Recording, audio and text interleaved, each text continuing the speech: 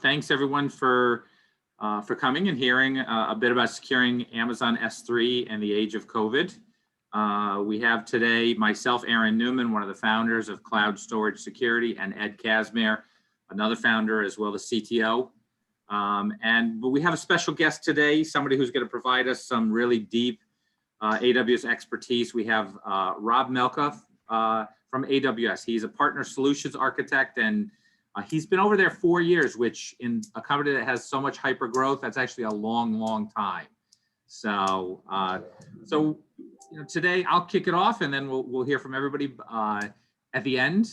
We're going to go over some questions. So if you have questions along the way, put them in the chat, and we'll get them answered for you. We have a lot of expertise here today. So what we're going to talk about is securing what you have in Amazon S3. Public cloud has become the new norm. IaaS. It used to be that when you built a new app, you built your own hardware, you bought your hardware. That's no longer the norm. All new apps are really, the vast majority are being built out in IaaS, infrastructure as a service within the public cloud. So, and S3 has become a really critical backbone of that, right? It's the largest data store we've ever seen. So it is incredibly scalable. It can be simple. I mean, that's what the S3 stands for, simple. It's extremely reliable, and it has pretty much every feature you could ask for at this point. So, it exceeds probably exabytes of storage at this point and trillions of objects. And Ed's going to talk about, I think this just recently, it topped 100 trillion objects. So this thing is massive. So securing it, what we're going to talk about is securing it. So securing it is very simple, and that's what the S stands for, is simple storage.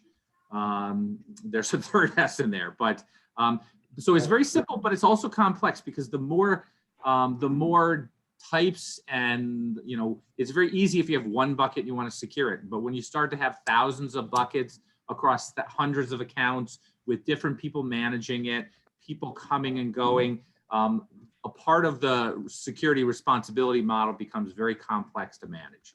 So that's a little what we're going to talk about, is how do we make sure we're using the features and the capabilities correctly. Next slide, Ed. Yeah, I think we're at a very interesting time too. We just celebrated the 15-year anniversary of the S3 service on Sunday, on Pi Day, and Jeff Barr wrote a blog post recently just describing what has happened in the last 15 years, and he did indicate that S3 now has over 100 trillion objects, as Aaron just indicated. But the other thing that he indicated was that if you look at it, it's almost an unimaginable amount of use cases that people are doing this for. Back in the day when they invented S3, it was an API-driven storage.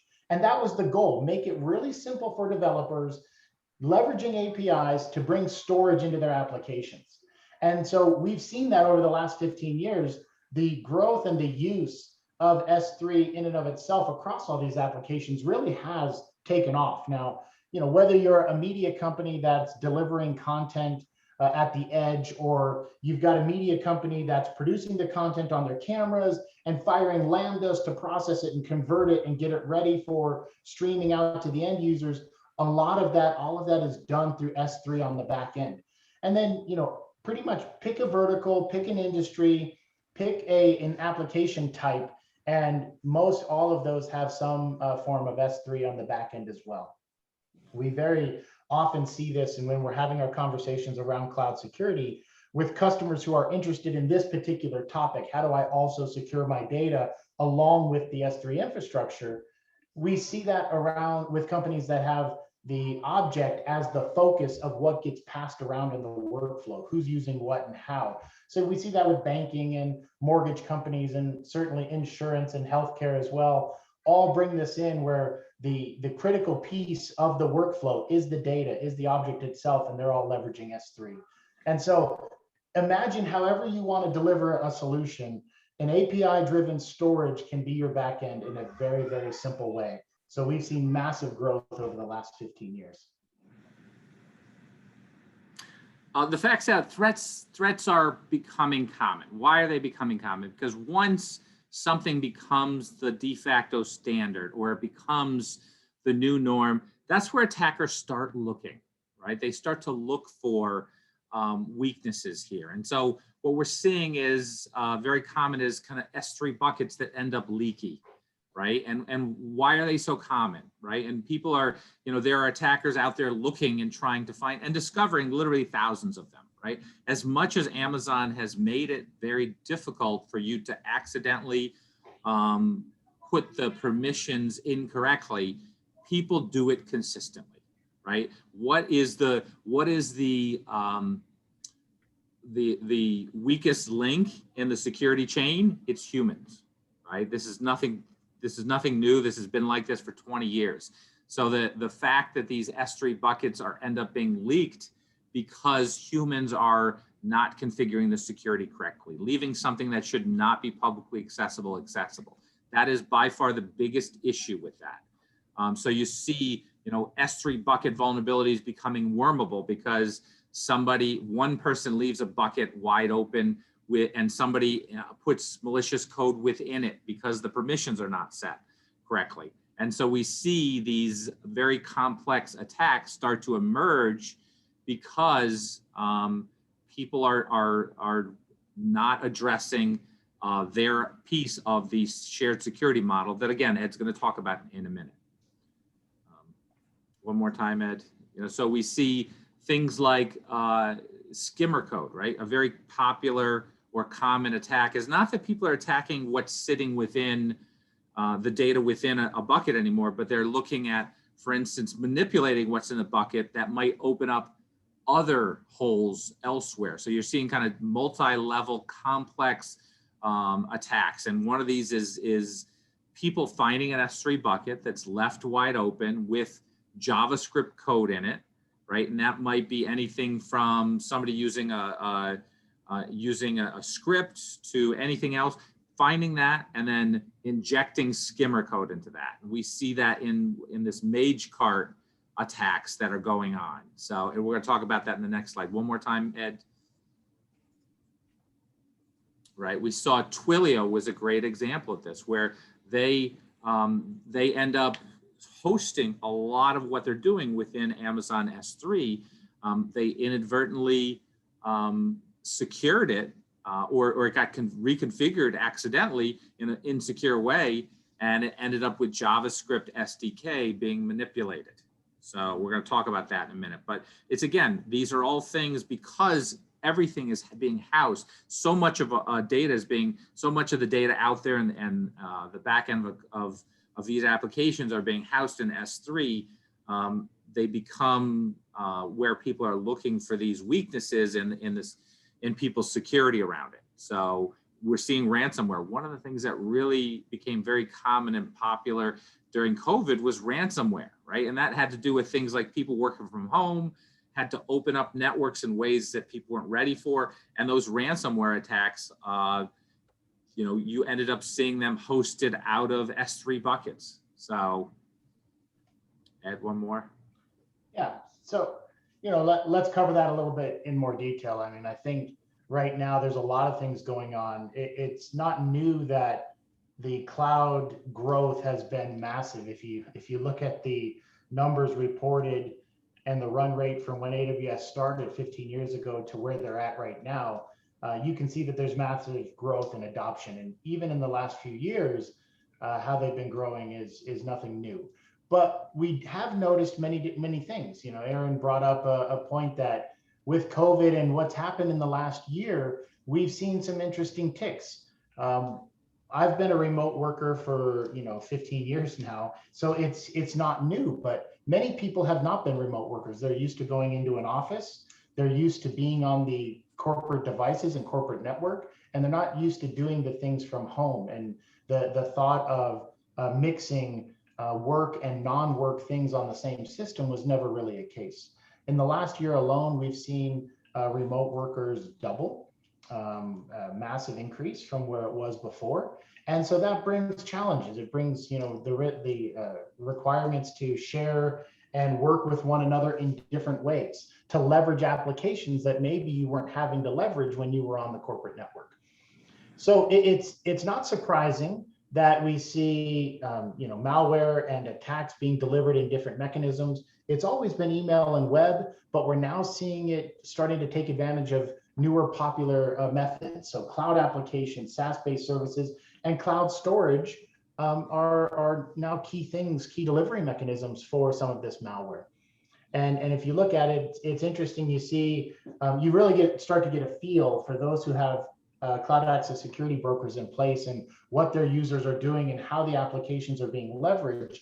And it's, the first 4 items on the top 5 list here from one company's report of their user base are not surprising.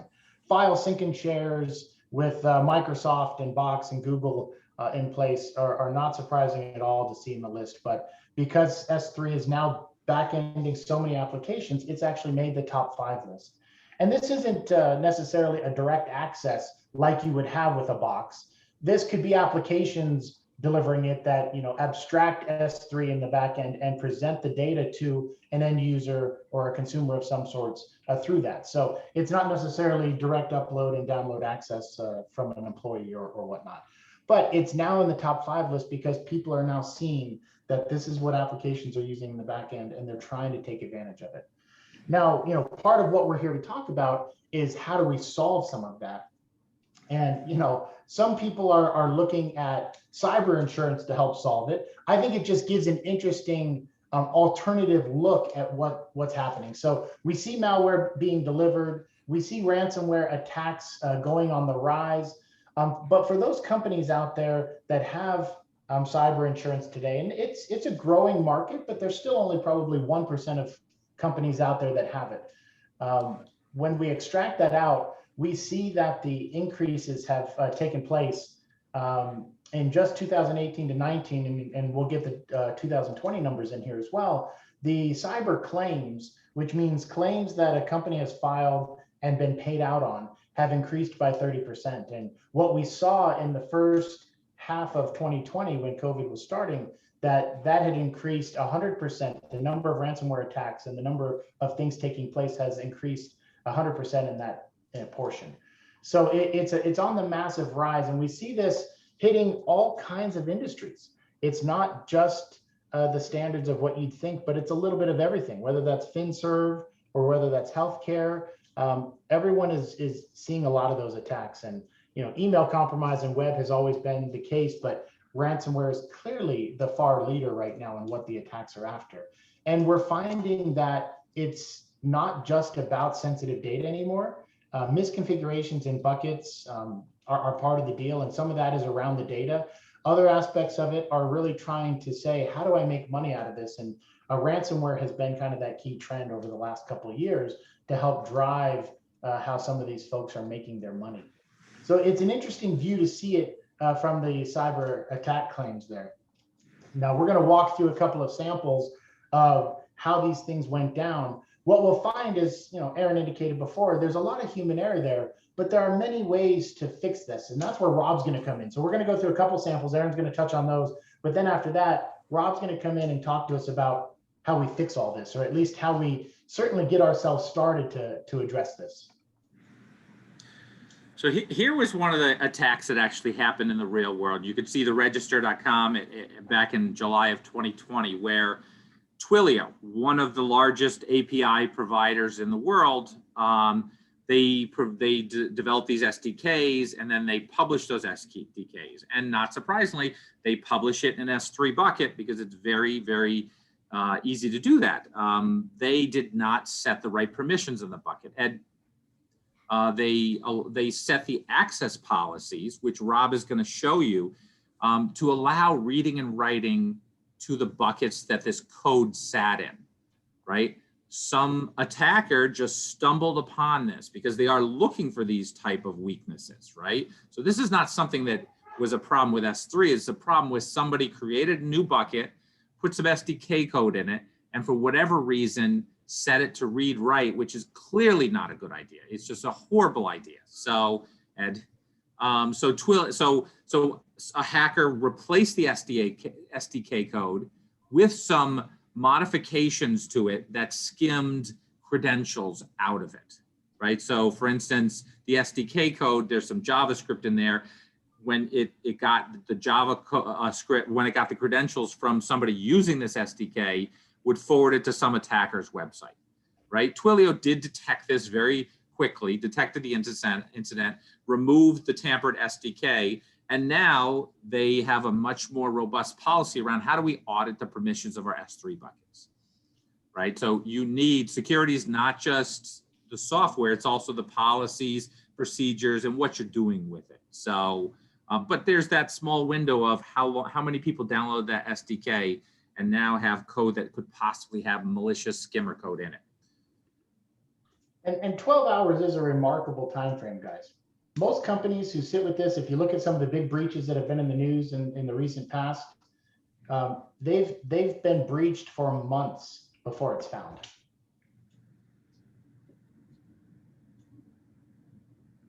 Another example was MageCart. So MageCart, this is this attackers group called MageCart, which their goal is to specifically go out there and find any cart, any shopping cart applications. And there is literally hundreds or thousands of different carts that you could download and use on your website to host a little business, right? So there's lots of these. So they go out there and try to scan S3 to look for people that have misconfigured their buckets to allow it to be writable. They find that that code within there, find the JavaScript files, target those, and then put skimmer code in there.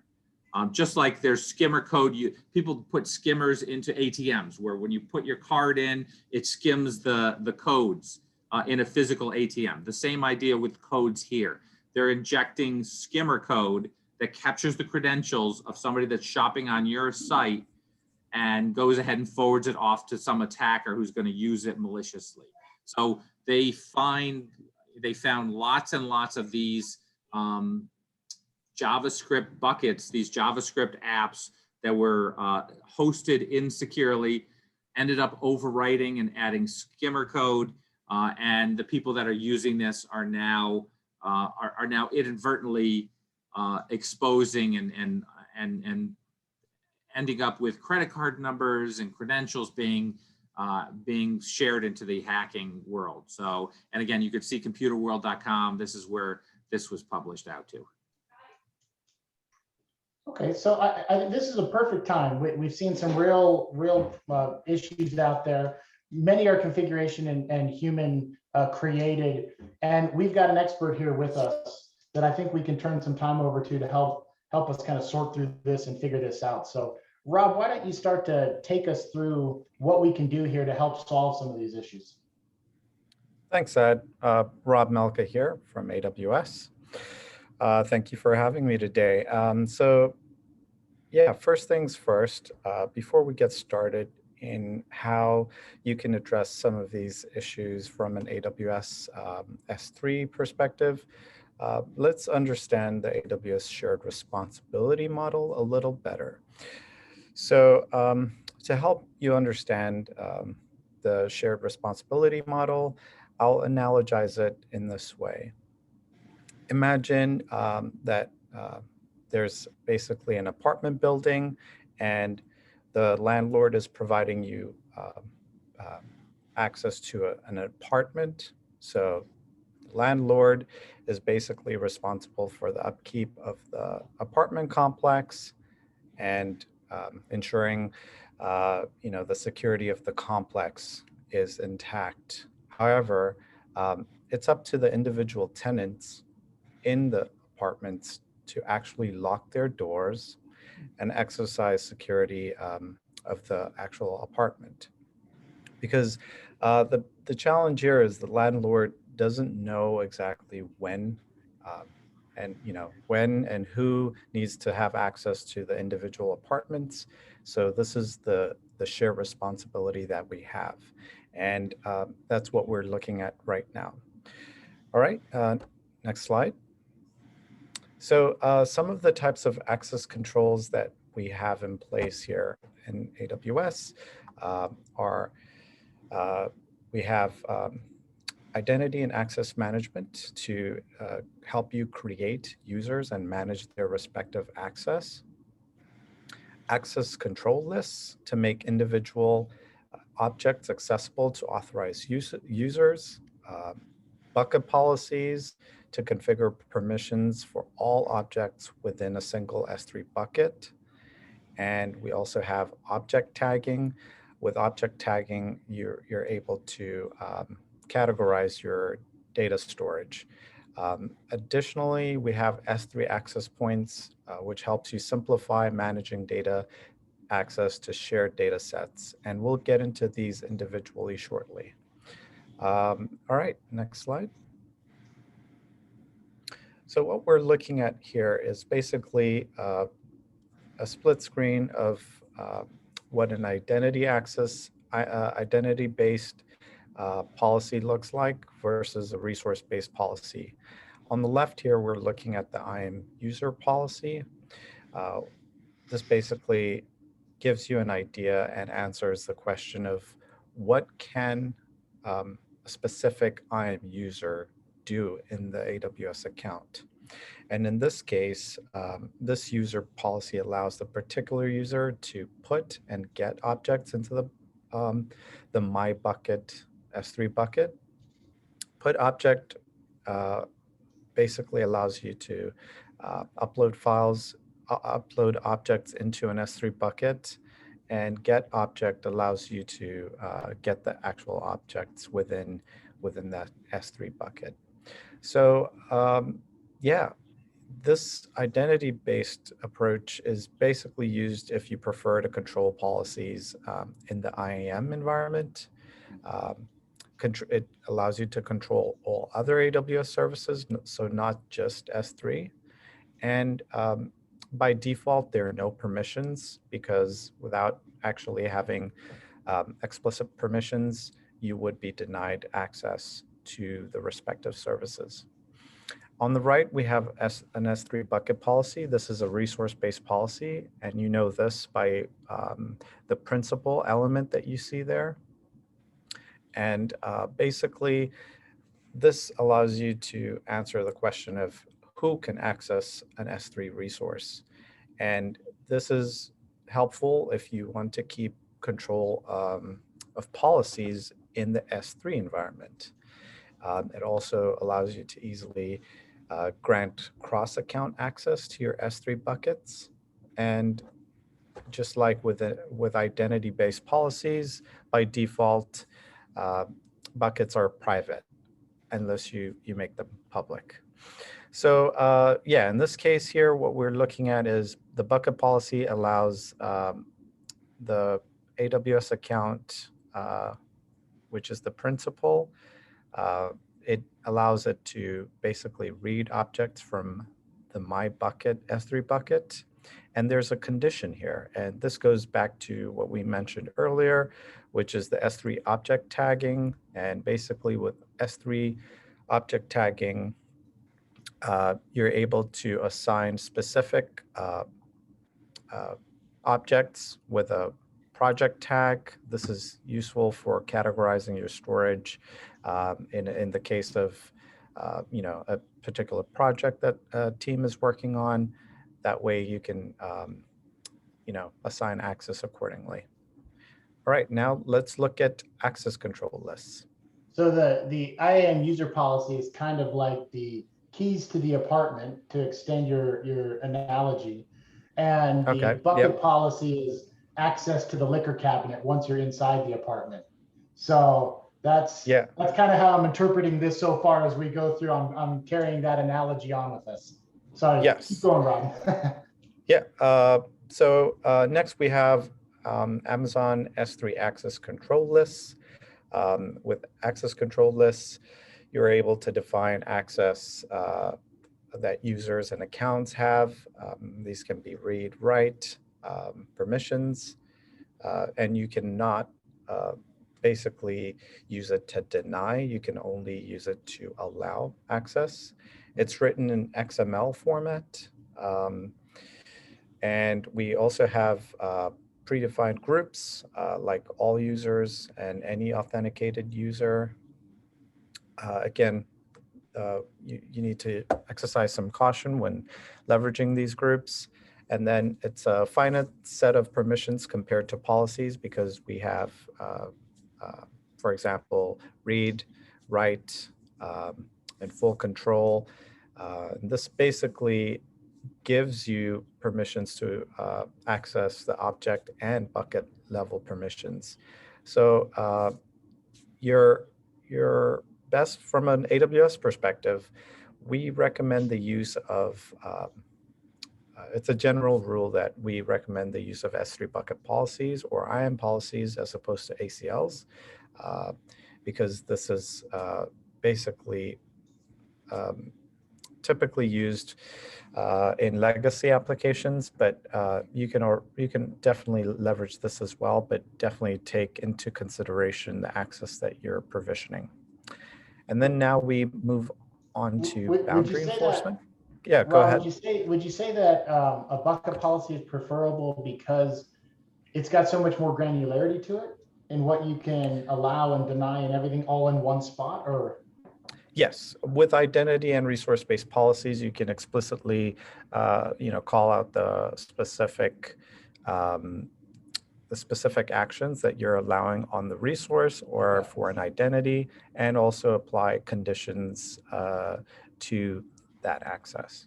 And you could even take a bucket policy down to the subfolder level of a bucket if you wanted to as well. That's the kind of granularity you go instead of just at a global bucket level. Okay, this is great. Thanks, Rob. I'll switch you to the next one. Thanks, Ed. All right, so from a boundary enforcement perspective, we have a couple options here. We can leverage S3 restrictions for performing actions on S3 from an service control policies on your organization level. So for enterprises with a multi-account strategy, we definitely recommend the use of AWS organization, and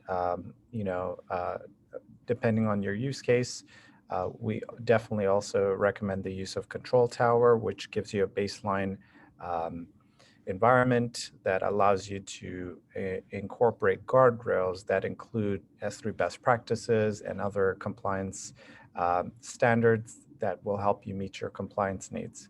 But specifically for the AWS organizations SCP we're looking at here, we're basically restricting all our member accounts within the org to only be able to perform S3 put object on a specific bucket if the calls are coming from the principal org ID, which is the org that you're in.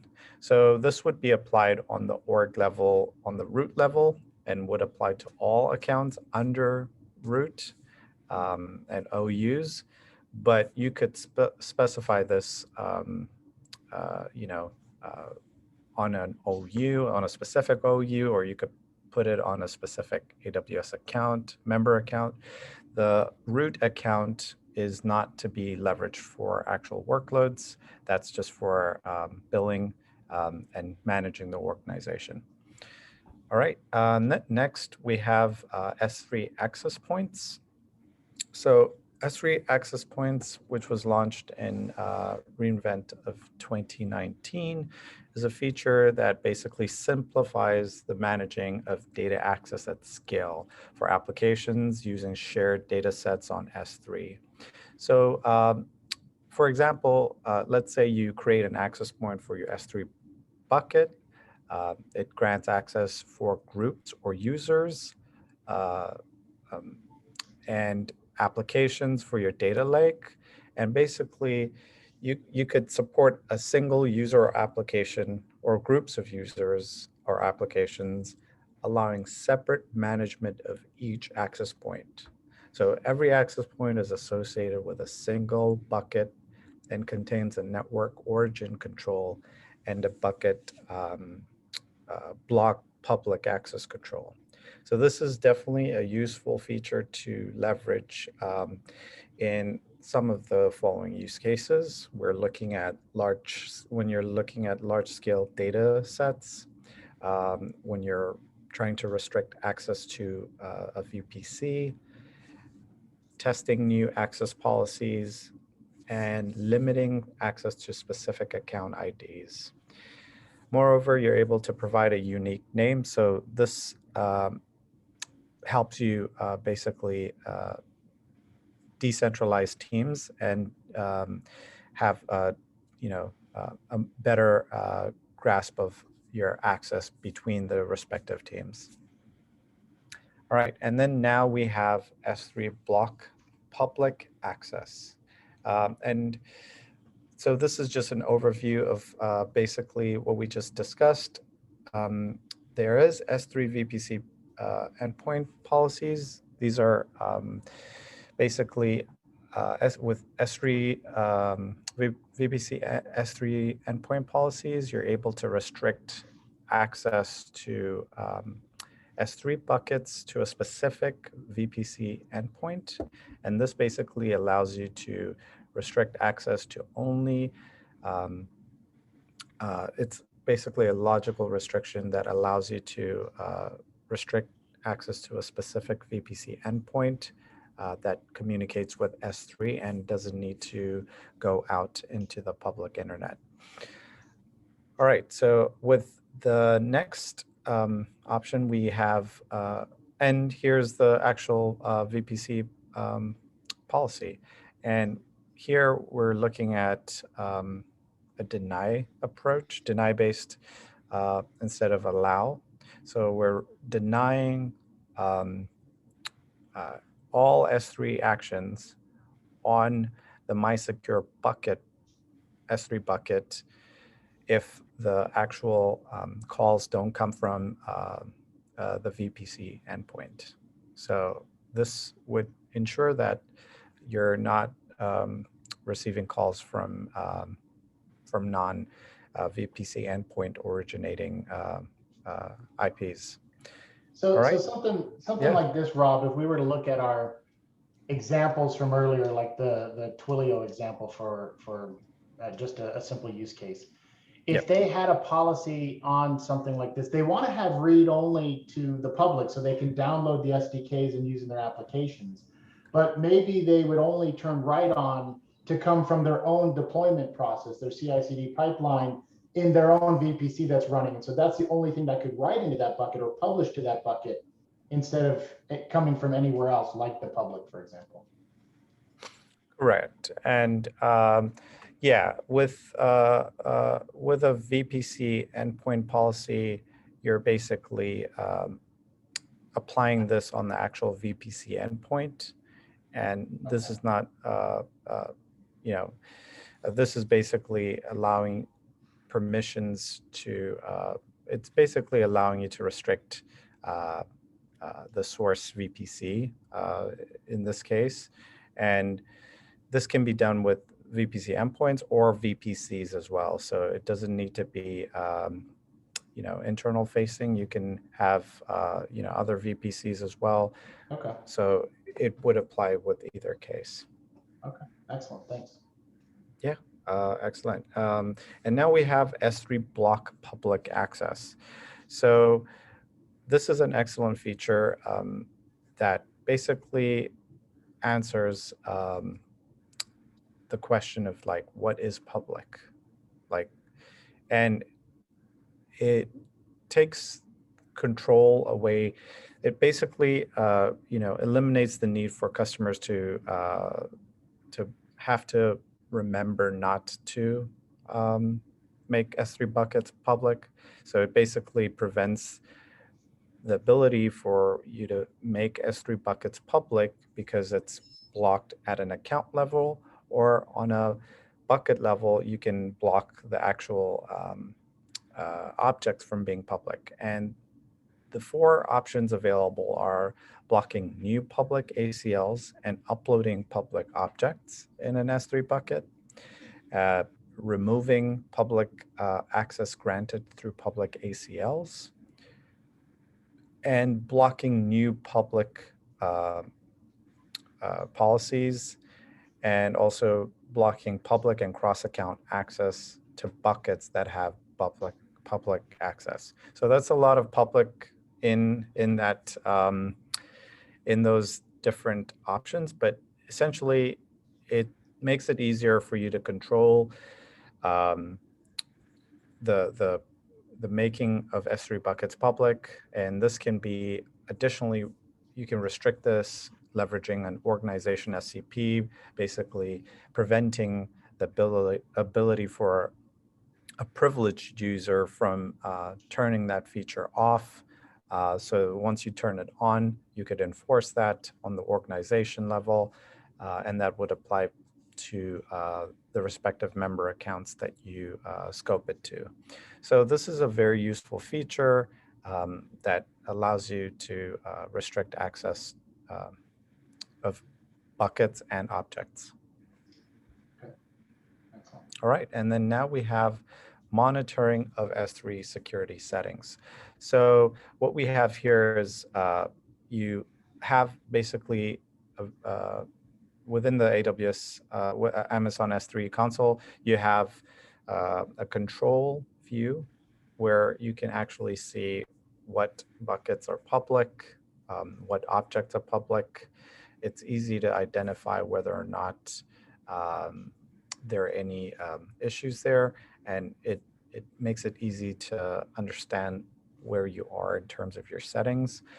You also have Trusted Advisor, which includes free checks for S3 public access. So this ensures that you do have your S3 buckets set to private and not public. This can be tied in with CloudWatch events, and you can get notified about it, and you can kick off automation scripts to remediate that as needed. Additionally, we have AWS Config Rules. With AWS Config, it's definitely a useful service where you can apply specific rules to a specific resource type, in this case S3, within a given region, because it's a region-based service. And essentially what you're doing here is you're detecting when an S3 bucket public read or write is non-compliant. So any S3 bucket that becomes non-compliant for these specific rules, you'll get notified about it, or you can go even further and apply SSM automation scripts to basically remediate that for you automatically. So if a public bucket, a bucket becomes public, it would turn it into not public by updating the S3 bucket policy or ACL. And this is very useful. It helps you ensure that you're staying in compliance there. And then lastly, we have Amazon Macie. Basically, Amazon Macie helps you to discover and protect sensitive data stored in S3. This basically applies machine learning and pattern matching techniques to the buckets you select, and it helps you identify and alert you to sensitive data that might exist. And this is definitely useful for our PII and compliance concerned customers. It can definitely help you understand what's in your S3 data lake. And just for another mention here, we do have Access Analyzer for S3. This feature basically monitors your bucket access policies. It ensures that policies you provide are giving the intended access to your S3 resources. And basically it evaluates your bucket access policies, and it enables you to discover and remediate potentially unwanted access. This is cross-account access and also public bucket access. Yeah, so that's a brief summary of the AWS Amazon S3 features that are available to you to help restrict making buckets public. Rob, that was awesome. Thank you. That's some seriously good content, because if we're looking at protecting our overall storage footprint, especially object storage here, S3 and Amazon. Those are the critical parts. We often talk about if you need to protect your overall storage, and we're going to get into this now, you have to do the basics right. And everything that you just mentioned are the basics, like protecting the infrastructure. It needs to be your starting point. Now, what we found to be interesting is that that's often the ending point as well. We find that, oh, have I controlled my access in? Have I given the keys to the right folks to get into my apartment? Am I making sure that the things inside my apartment are behaving the way I want them to when my users do come in? Do I let them do, and do I have control over what they're taking off? And then, am I giving them the flexibility to make decisions and do the proper work that they need without being too restrictive? This is the common place where we spend most of the time when you initially start talking about cloud security is, do I know what's coming in? Do I know how it's traveling east and west? And do I know that it's behaving appropriately? And those are huge key factors. If storage does come into play in the thought process, the basics are, am I public or private? And that's a critical thing too. You want to be public when you need to be public in order to enable your users and enable downloads and partners and employees, but you need to be private otherwise when you're not. So you need to have that kind of awareness. You need to stay on top of it, whether that's these configuration checks that Rob was just talking about or other things. But more often than not, it's, am I public or private? And one thing that I would venture out on here is all of that is critical, but with our understanding of how S3 is used today as this center pin to workflows and back-end support to applications, the infrastructure is only half the battle. The other part of it is the content itself. What's happening to that content? Do you know what it is? Macy's a great tool to help you figure some of that out. Do you know how it's being used and where it's being used? And do you know whether or not it is safe?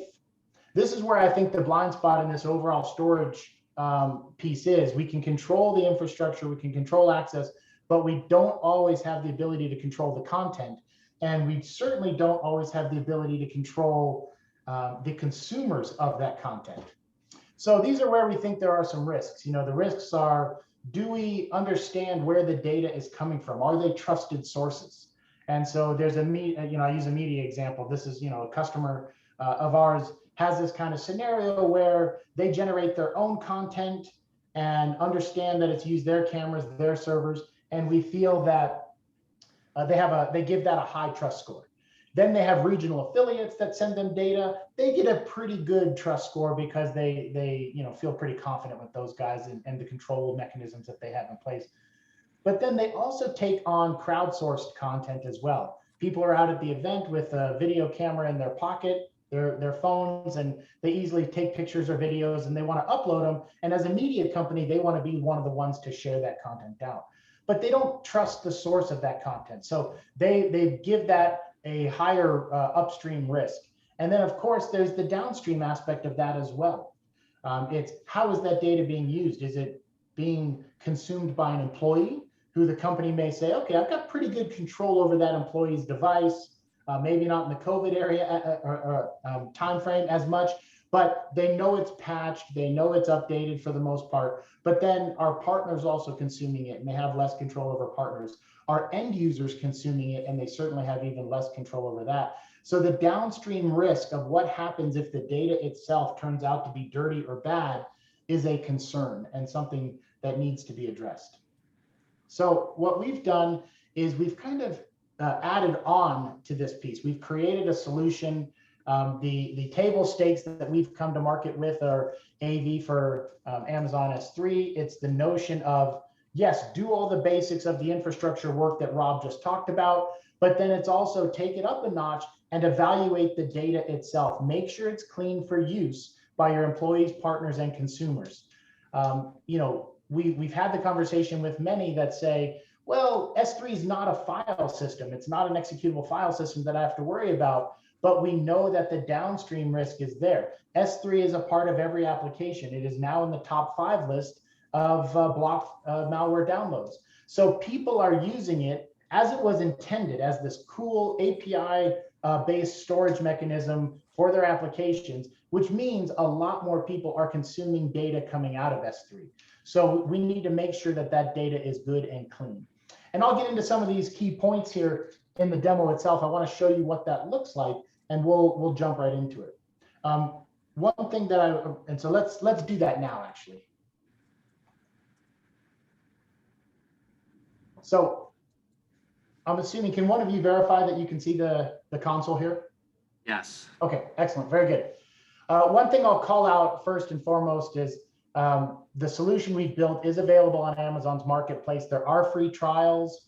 Whether you want to use paid consumption, or bring your own license, or deploy this in GovCloud, we have a free trial available for all of those. So feel free to kick the tires and get a good feel for this. The solution itself is built around simplicity and efficiency. We're trying to make this really easy to secure your environment.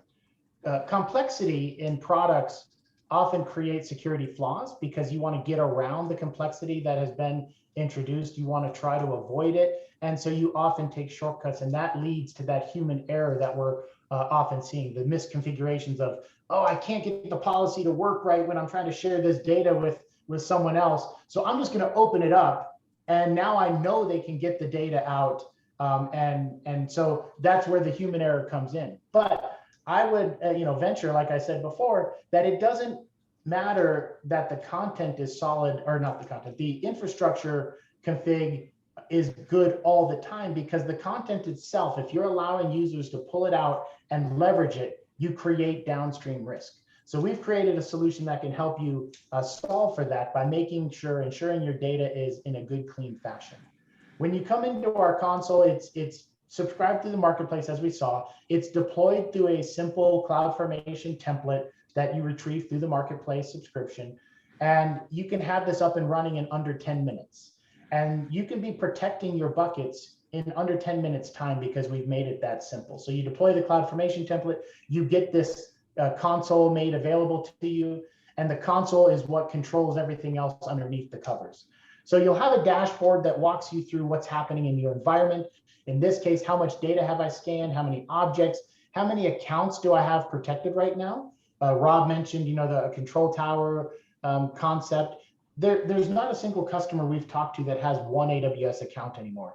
That just doesn't exist. So you have, tens or hundreds of accounts potentially, depending on the size. And so you want to protect those from a centralized place. So we give you a solution where you can deploy it in one account and protect all the other accounts simply by linking them into the solution itself. So in my case, I have 7 accounts linked.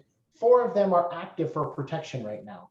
And then this is the activity that I'm seeing right here. This activity is what is taking place around those 4 accounts.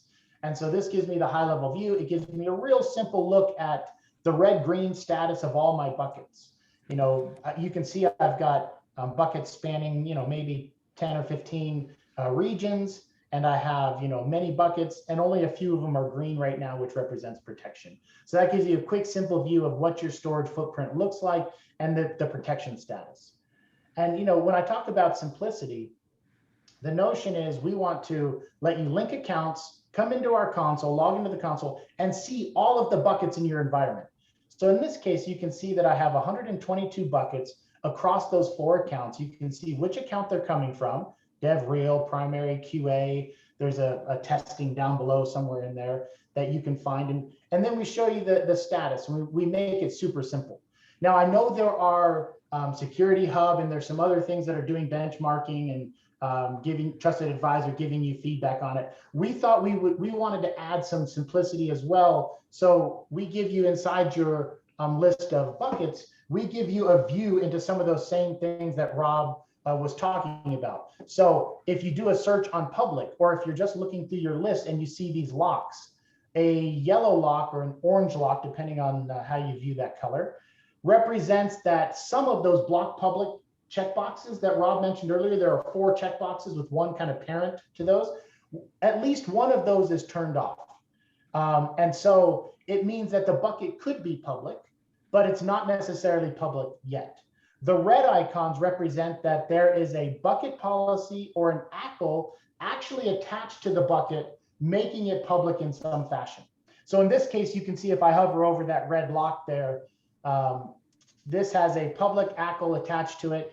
And you can see what it is. It's read objects, it's write objects, it's even read the access control permissions as well. So we call that out in a very simple fashion. This is not meant to replace the tools that Rob mentioned earlier. This is just to enhance what our core goal is to provide simple data protection for you, a cleanliness protection for use of that data down the line. And so this is just a simple add-on to that. We'll also call out whether buckets are encrypted or not. You'll see a red key or a green key. Those keys call out for encryption. And so if you were to look at some of the best practices, encryption is so simple on S3 today. You should probably be encrypting all of your buckets with a KMS key or some notion of that inside of AWS. But you can see that most of my buckets right now are not currently encrypted. And let's say I want to turn on protection for a bucket. I can search down to my buckets. I can search by a bucket name, region, however I see fit. And all I have to do is toggle the switch. Toggling the switch turns on real-time event-based protection of the S3 objects in it. Now, it's going to pop up and say, do you want to baseline your data, which means, do you want to scan all the existing files that are currently in that bucket? I'm going to say no for now, but most of our customers typically say when they're turning on a solution, they definitely want all their data going forward, but many of them want to baseline all their existing data as well. So they will click on that and say, yes, baseline my data. You can do it after the fact as well. But you'll just click that. Now protection is turned on. If I were to come into this bucket that I called out here, and upload some files. Let's do that real quick. I'll pick some files here. Let me just pick a few of these.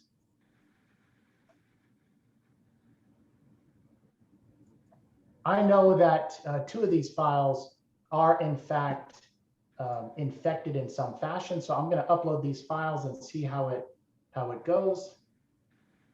And you'll see I'm uploading that one of them is about 4 megs, and from a home connection, we'll wait a few seconds for that to happen. But by the time that these are done uploading and I close out of this view, the files will have been processed and scanned because they're done in real time. So you see when I closed out of that screen, I've only got 3 files left. That's because the default behavior for our solution is to quarantine those files. So we've moved those files someplace else because we caught them as soon as they came in. An event was generated. That event uses an SNS topic, which publishes to a queue, and our scanners feed off of that queue. So we got that in real time, grabbed the objects and scanned them. For something that's clean, you can come in here and look at the tags. We tag everything that we do. So you can see a scan result. And in this case, it's clean, and you saw that happen just a few seconds ago. Now, there are 5 places we put this data, and 6 if you consider the object tags as well. So people want to know, well, how am I made aware of an infected file that's found or something that's bad that's found in my environment? We write that out to CloudWatch logs, of course. We have integrated with AWS Security Hub. So we'll actually send these infected file findings into Security Hub if you've got, if you're leveraging that service within your accounts. We also publish it to the dashboard. So if we were to come into the GUI console and look at the dashboard and switch this to the 1-hour view, you'll see this little blip here. That shows 5 files. These are the 5 files I just uploaded. And you'll see the blip down here that says, yes, 2 of them were infected and 1 of them was unscannable. And it was unscannable because it was password protected. So you can get a real-time view in the dashboard. You can come into the problem files view and select, let me put this to the last hour. And you can see the files that have happened. This was the bucket that I uploaded to. You can see I've got some demo aspects happening in the background as well, but these were the 3 bad files I found. So in this case, I had WannaCry ransomware in that one. These were moved to the quarantine bucket. Now, if you find a file that you really want back into your production buckets, you can actually, we provide a mechanism to allow you to easily move it back, and we'll mark it as restored and say that we put it back in the production bucket. So that's the 4th mechanism to identify. So we've got 2 in the GUI, we've got CloudWatch logs, we've got Security Hub, and then of course we have a notifications topic where we send all real-time notifications and you can subscribe to that, whether that's with a Slack channel. We see some customers using that. We see ticketing systems. We see just email distribution lists. All of that gets put in and submitted into that notification. We also, when we scan and update this bucket list every 30 minutes in the background. And if we find new buckets have come in, or we find new buckets that have become public, or the on and off status has been turned, switched for that, we'll send updates to that notification topic as well every 30 minutes. So we're trying to make it really simple to get a grasp and take control on top of the best practices that Rob mentioned, to really take control over the security in your environment. And with that in mind, I want to pause. There's certainly more that we could go into and take care of. But John, I wanted to open it up to you to see if we have any questions from the folks, and maybe Rob's got some, or Aaron and I have some as well. So let's see where we're at on that. In the Sure. Well, Rob, Aaron, Ed, thanks for a great presentation today. We do have a few questions. The first one is actually for Rob, and the question is, can I restrict access to specific AWS services down to individual buckets? Yes, you can definitely do that, and leveraging S3 bucket policies. For example, a good example would be like leveraging CloudTrail. When you're sending your logs to CloudTrail, an S3 bucket policy is created. If you're creating the S3 bucket through the service, it will create the bucket and also apply the respective bucket policy, which allows the specific AWS service to access, to send logs in this case to the specific bucket with the respective prefixes. So yes, you can definitely do that. Great, thank you. A second question for you, Rob, is out of the services that you had referenced, which one would you recommend again to track object activity in S3? So yes, for object activity tracking, you definitely want to leverage AWS CloudTrail, and you can enable this data events can be enabled when creating a trail or after you create a trail. You can also enable this from S3. This basically sends access logs into a specific S3 bucket, and that basically gives you, access logging information for a specific S3 bucket. So when somebody is putting or getting objects, it's actually providing you with, the source IP and, the actual call that's being performed as well. Great, thank you. And then looks like we're coming up close to the top of the hour. One final question for Ed. One of the attendees was asking about any restrictions or limitations on the free trial that you offer on Marketplace.